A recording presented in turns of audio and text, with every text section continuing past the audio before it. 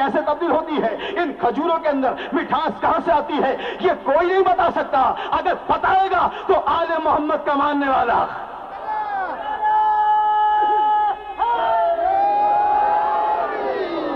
جائیں ساری دنیا کو چیلنج ہے، بتائیں ان میں یہ کھٹاس مٹھاس میں تبدیل کیسے ہوتی ہے، کھجور میں مٹھاس کہاں سے آتی ہے، یہ کوئی نہیں بتائے گا، صرف آل محمد کا ماننے والا۔ آئے آج میں اس کو بتاتا ہوں آپ کو کہ مٹھاس کہاں سے آتی ہے، یہ کھٹاس کس وجہ سے ہوتی ہے۔ جائیں دنیا میں جتنے درخت ہیں، ان درختوں کا کام، یعنی ان فروٹ کو پکانے کا کام کس کا ہے؟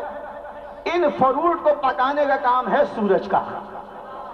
سورج اسے نرم کرتا ہے، اسے پکاتا ہے، مٹھاس نہیں ڈالتا ہے۔ تو سورج کا کام ہے، جتنے دنیا میں درخت ہیں نا، ان کے فروٹ ہیں نا، انہیں پکانے کا کام ہے سورج کا۔ تو سامعین محترم، سورج کا کام ہے پکانے کا، میٹھا کرنے کا نہیں ہے۔ تو اس میں مٹھاس کہاں سے آتی ہے؟ تو یاد رکھیے گا، اس میں مٹھاس آتی ہے چاند کی چاندنی سے۔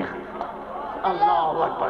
یہ جو چاند کی چاندنی ہے نا، جو فروٹ جتنا چاند کی چاندنی کو اپنے اندر جذب کرتا ہے اتنا میٹھا ہو جاتا ہے، جو کم کرتا ہے وہ کھٹا میٹھا ہو جاتا ہے۔ اللہ اکبر۔ جو جتنا چاند کی چاندنی کو اپنے اندر جذب کرے گا وہ اتنا میٹھا ہو جائے گا، جو کم جذب کرے گا وہ کھٹا میٹھا ہو جائے گا، جو بالکل نہیں کرے گا وہ کھٹا رہ جائے گا۔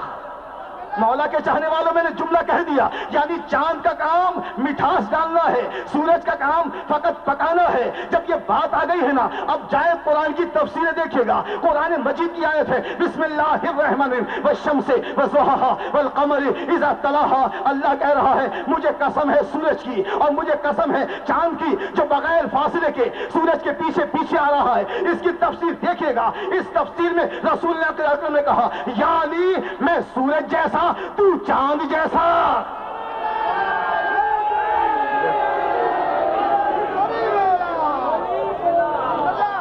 یا علی میں سورج جیسا ہوں، تو چاند جیسا ہے، یعنی جو کام سورج کے ہیں وہ میں کروں گا، جو کام چاند کے ہیں یا علی تو کرے گا تو سمجھوں گا، جو کام سورج کے ہیں وہ کام میں کرتا ہوں، جو چاند کے کام ہے وہ تو کرتا ہے۔ مطلب کیا تھا؟ مطلب یہ تھا کہ رسول اکرم کہنا چاہ رہے تھے، یا علی انہیں کلمہ پڑھا کر مسلمان بنانا میرا کام ہے، جو تیری ولایت کو دل میں جگہ دے گا اسے مومن بنانا تیرا کام ہے۔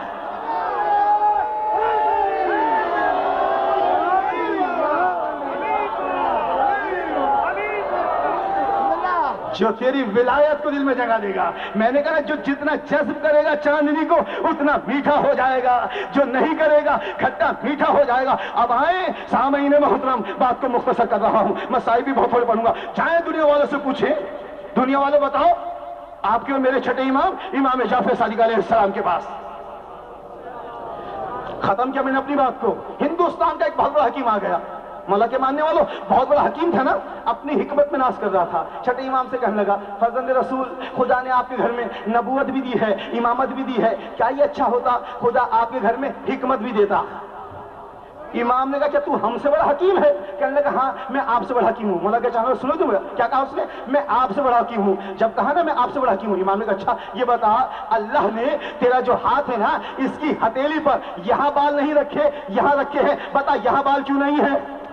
اللہ اکبر۔ کہ بتا یہاں اے انسانوں اپنے وجود کو پہچانو، یہ آل محمد کا گھرانہ ہے، یہ ساری کائنات کی باتیں بتانے والا ہے۔ امام نے کہا بتا اللہ نے تیری ہتھیلی پہ بال نہیں رکھے، اس کے پشت پہ رکھے ہیں، بتا یہاں بال کیوں نہیں ہے، یہاں بال کیوں ہوتے ہیں؟ کہ نہیں معلوم ہے۔ امام نے کہا اچھا بتا اللہ نے تیرے کان کے اندر جو میل رکھا ہے اس میں کیا حکمت ہے؟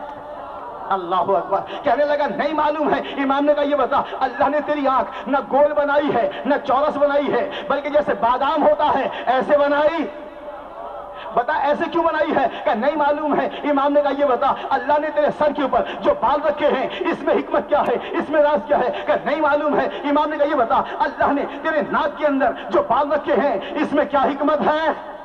اللہ اکبر۔ کہنے لگا نہیں معلوم ہے۔ امام نے کہا یہ بتا اللہ نے تیرے پیروں کے تلوں کے نیچے جو گڑھا رکھا ہے، یہ جو گڑھا ہے اس میں کون سا راز چھپا ہے؟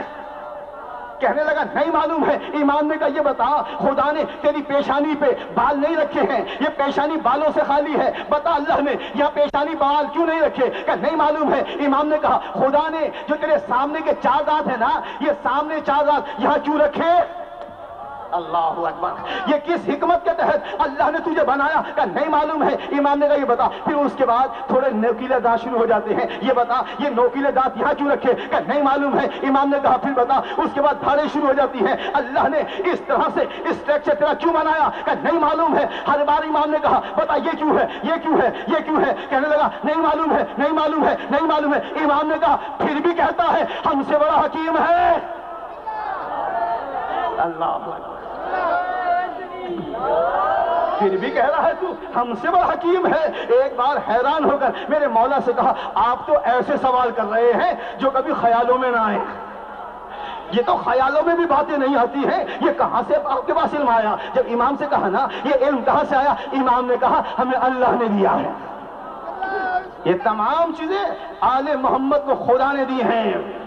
یہی وجہ ہے کہ روس کے فلسفی نے جب نہج البلاغہ کو پڑھا نا، بس 2 ہی جملے لکھے اور کہا یہ دنیا کی تمام حقیقتیں انہی 2 جملوں کے اندر ہے۔ پہلا جملہ لکھا کہ دیکھو پہلی حقیقت کیا ہے کہ جب یہ ساری کائنات بنی علی بہت قریب سے دیکھ رہا تھا، اس لیے علی کائنات کے بارے میں ایسی باتیں بتاتا ہے کہ ذہنوں میں نہیں آتی۔ کہتا ہے پہلا جملہ یہ ہے کہ جب یہ کائنات بنی علی بہت قریب سے دیکھ رہا تھا۔ اگر یہ جملہ صحیح نہیں ہے تو دوسرا جملہ صحیح ہے۔ وہ کہتا دوسرا جملہ یہ ہے کائنات بنا ہی علی نے ہے۔ اللہ اکبر۔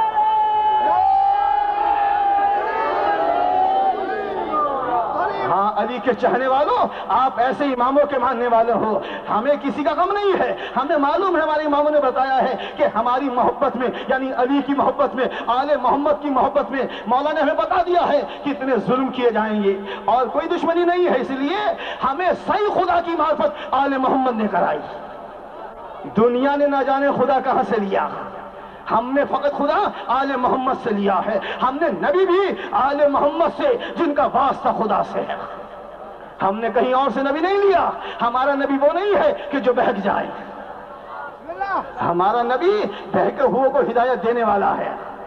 ہم ایسے اماموں کے ماننے والے ہیں، ہاں ہمیں پتا ہے کہ ان کی محبت میں اور نہ جانے کتنی قربانیاں دینی ہوں گی، لیکن یہ قربانیوں کا سفر نہ کل رکا تھا نہ آج رکے گا۔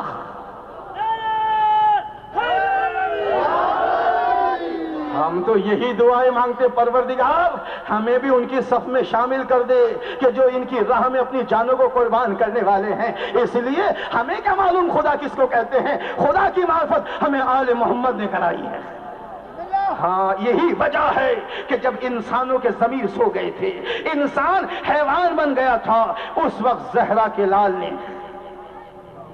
ان کی انسانیت بیدار کرنے کے لیے نانا کا مدینہ شہر چھوڑا اور چھوڑ کر آئے ہیں کربلا کے اندر۔ اس لیے ان سوئے ہوئے انسانوں کے ضمیروں کو بیدار کیا جائے۔